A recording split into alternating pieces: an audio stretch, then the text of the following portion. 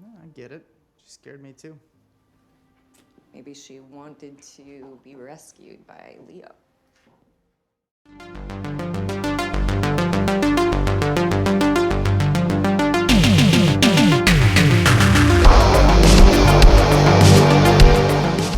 We are talking While We Sleep. Although, to be honest with you, this should have been called This Is Gonna Send You to Sleep.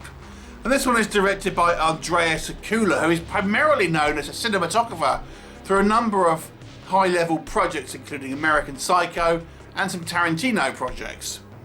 But here he turns his hand to directing, and this is kind of essentially a possession movie. So we have a couple, an American couple, but they are living in the Ukraine. They have a young daughter who somehow becomes possessed by the most bizarre circumstances.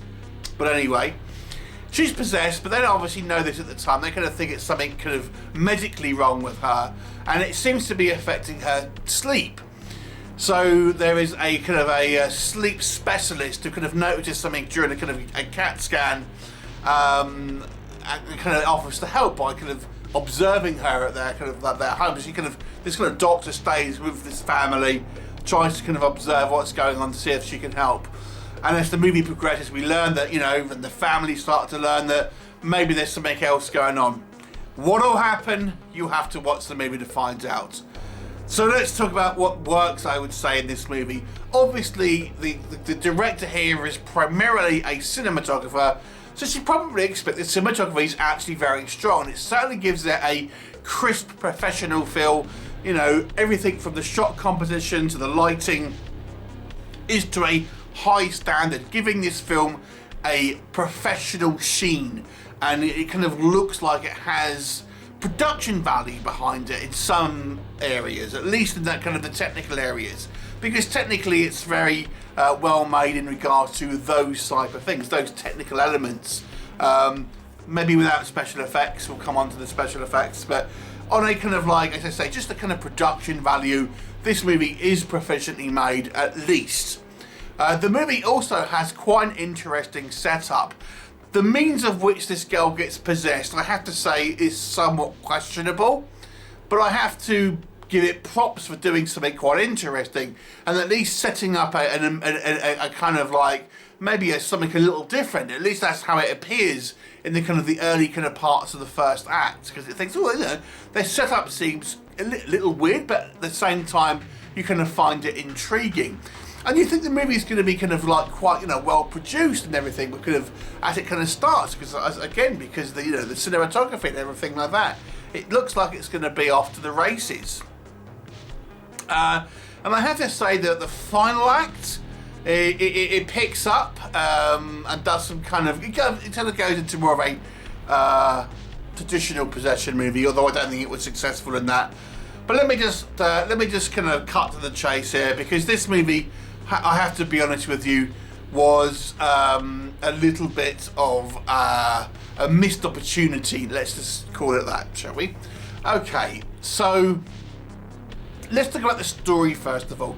Their setup is fairly strong, as I've said.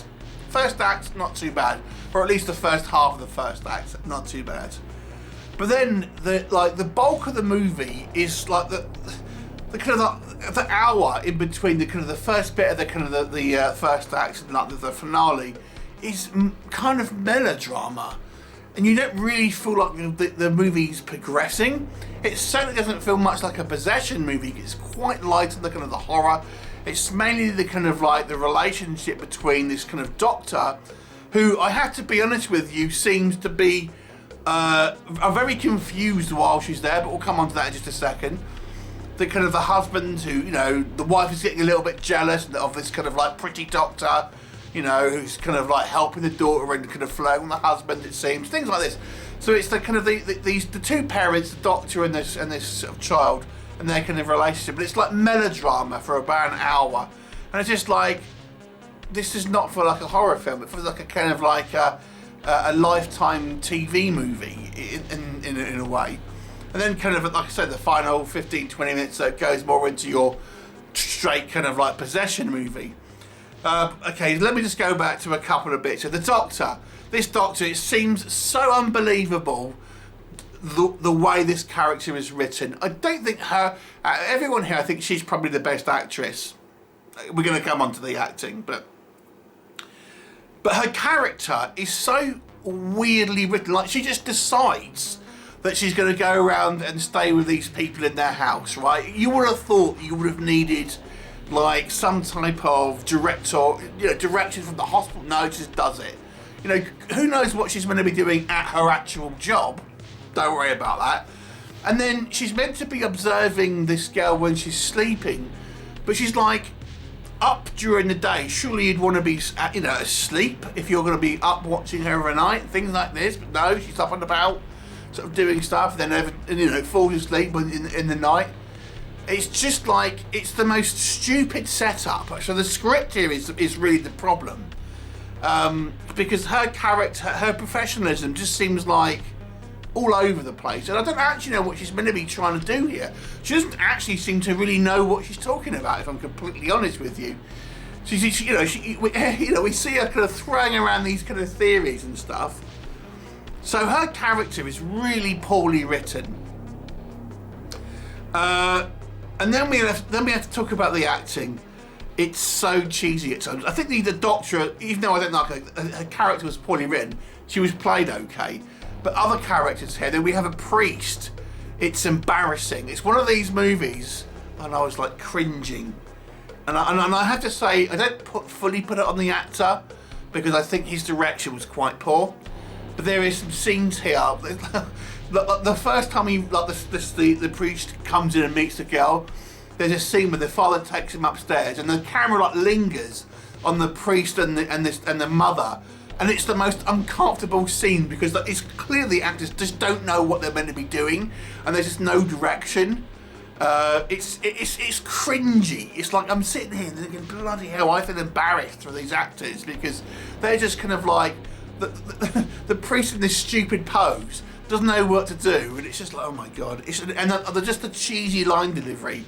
So it's kind of like crappy acting from some of the cast here, maybe with the exception of the Doctor, but pretty much everyone else has their moments of being pure cheese, including the young girl. And I think with some real lacking direction in regards to telling the actors what they kind of want to do. The finale is a little bit of a joke. It kind of has a bit of a Venom feel to it. It's the best way I describe it. So all I'll kind of say on that. And the effects wise, it's kind of laughable. There's a lot of wire work here, kind of used to make the daughter, for example, kind of like spring out of bed, and it's done so badly. It's actually quite embarrassing to watch this movie, knowing that this director has worked on some highly regarded movies, and he's doing this, and it's embarrassing. It's embarrassing to kind of watch this movie thinking, bloody hell, surely this guy must have better senses than this. It's genuinely embarrassing to watch this movie. The finale's a mess. It was just not a good movie, this one. I was watching and thinking, my kind of rating in my head was going, 5, 4, 3. It's got to be a 3. I can't get it any higher than a 3. This movie just isn't good. It's well shot. That's an interesting premise. It's best I can do. It's the best I can do with this one. It's a 3 out of 10 for me. This one was quite poor. Have you seen it? What did you think of it? Leave me a comment, and I'll look forward to seeing you next time. Bye for now.